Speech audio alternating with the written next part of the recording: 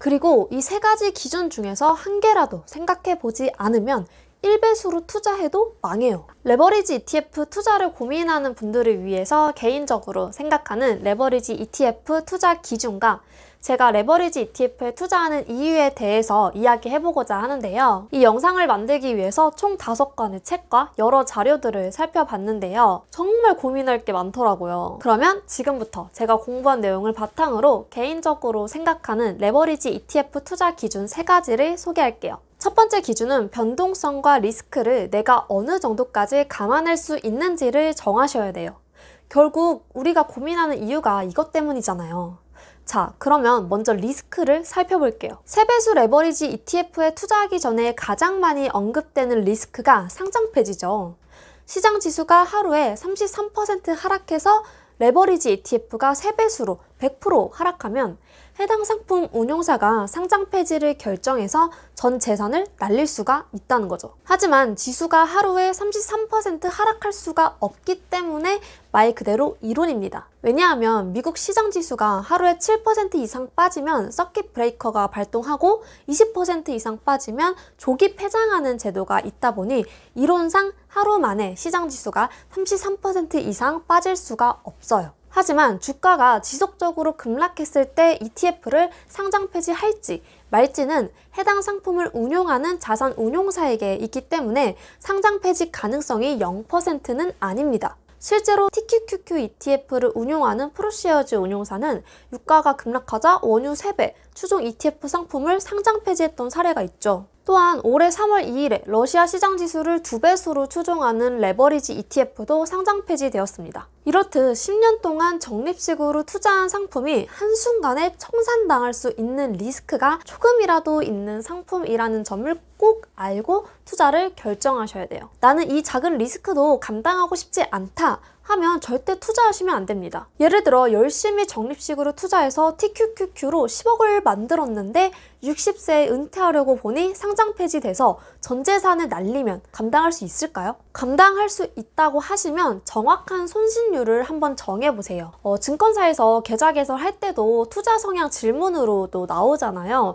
내가 감수할 수 있는 손실 수준이 어디까지인지. 예를 들어 저는 감당할 수 있는 손실률을 50%로 정했는데요. 그래서 저는 1배수와 3배수를 절반씩 투자하고 있어요. 다음으로 변동성을 살펴보려면 MDD의 개념을 먼저 이해해야 합니다. MDD란 맥시멈 드로우다운의 약자로 고점에서 저점까지 떨어진 그 최대 낙폭 비율을 말하는데요. 실제로 월봉 기준으로 보면 나스닥 지수의 MDD는 마이너스 23%인 반면에 나스닥 지수를 3배수로 추종하는 TQQQ의 MDD는 무려 마이너스 50%입니다. 그리고 고점 대비 20% 하락이 굉장히 자주 보이죠. 심지어 일본 기준으로 최고점 대비 최저점을 비교해보면 3배수 레버리지의 ETF의 MDD는 마이너스 70%를 보이기도 했어요. 이렇듯 변동성과 리스크 측면에서 1배수보다 3배수짜리가 더 높은 건 팩트입니다. 하지만 그렇다고 해서 1배수에는 변동성과 리스크가 없다는 오류를 범하시면 절대 안 돼요. 1배수로 투자했을 때 계좌가 마이너스 23% 찍혔을 때도 사실 용기 있게 추가 매수할 수 있는 사람은 그리 많지 않다고 생각해요. 결국 1배수이든 3배수이든 고점 대비 20% 이상 하락했을 때 추가 매수하겠다는 굳은 다짐을 해야 끝까지 가져갈 수 있다고 생각합니다. 따라서 3배수 레버리지에 투자하기로 결정했다는 건 이 마이너스 50%의 변동성을 감당하겠다는 것과 같은 뜻이라는 걸 알고 투자하셔야 돼요. 두 번째로 투자 방식을 거치식으로 할 건지 적립식으로 할 건지 정해야 되는데요.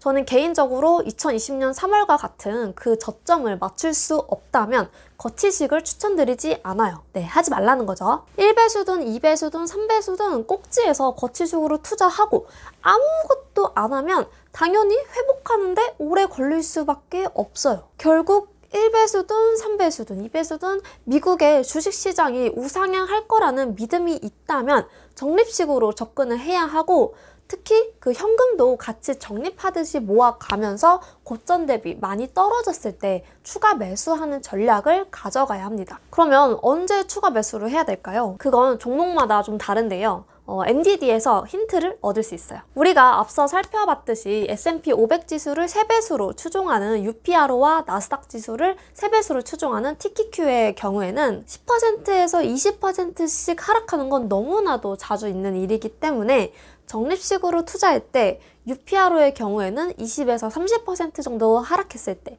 TQQQ의 경우에는 30에서 40% 하락했을 때 모아두었던 현금으로 추가 매수하는 전략을 생각해 볼 수 있겠죠. 마지막으로 내가 매달 투자할 수 있는 금액을 파악한 후 주식 투자로 이루고 싶은 목표 금액이 얼마이고 데드라인은 언제인지 계산해 보는 거예요. 이걸 정해야 레버리지 ETF를 활용할지 말지가 정해집니다. 즉, 목표 금액을 1배수 ETF만으로 달성할 수 없다면 레버리지 ETF 힘을 빌리는 거고, 달성할 수 있다면 굳이 투자할 이유가 없는 거죠. 목표 금액은 이 순서대로 계산하면 되는데요.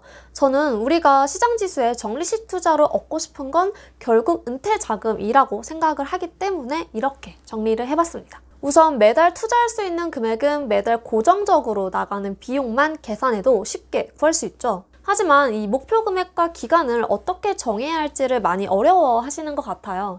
그래서 저는 이 3권의 책에서 도움을 받았습니다. 이 책들은 경제적 자유와 조기 은퇴를 추구하는 파이어족에 관한 책인데요. 먼저 책에서 공통적으로 언급한 4% 룰을 활용하는 걸 추천드려요. 이 4% 룰이란 한 해 생활비를 전체 은퇴 자금의 4% 이하로만 쓴다면 은퇴 자금은 영원히 손실되지 않을 가능성이 크다고 하는 이론입니다. 미국의 S&P 500 시장지수 연평균 수익률이 7에서 8% 정도이기 때문에 이 룰을 적용할 경우 안정적으로 은퇴가 가능하다고 알려져 있죠.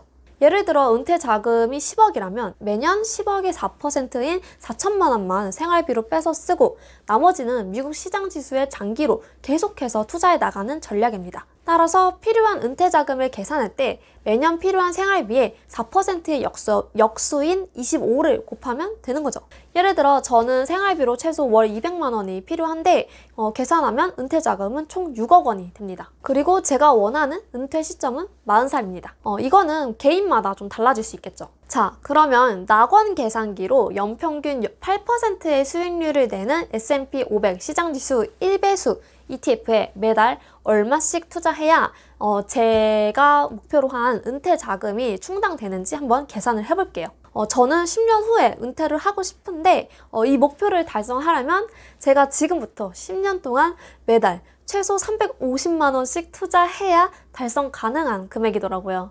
하지만 제가 현재 매달 투자할 수 있는 금액은 50만 원 정도라서 1배수만으로 만들 수 있는 자금이 아니라고 결론을 내렸습니다.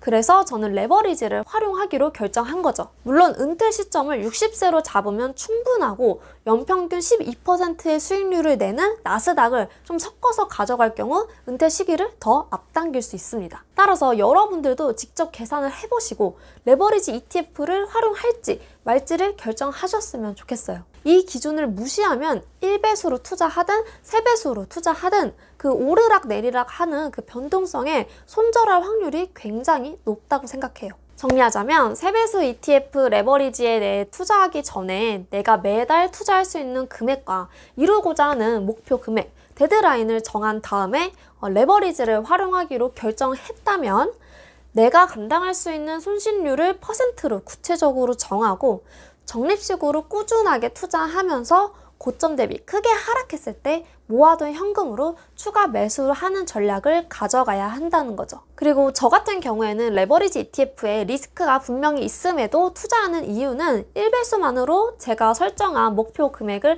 달성하기 없기 때문이고 저는 변동성과 리스크를 감당하기로 결정했기 때문입니다.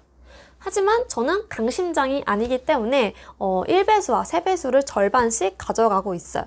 자세한 포트폴리오는 다음 영상에서 소개해 드릴게요. 이렇듯 여러분들이 감당할 수 있는 만큼만 적절히 섞어서 투자하면 리스크를 줄일 수 있다고 생각합니다. 물론 야수의 심장이라면 3배수를 100% 비중으로 가져가도 좋겠죠. 네, 지금까지 제가 생각하는 기준에 대해서 말씀드렸는데요. 조금이라도 도움이 되셨으면 좋겠습니다. 그리고 정말 너무나도 지극히 개인적인 의견일 뿐이라는 거, 정답은 아니라는 점 참고해주세요.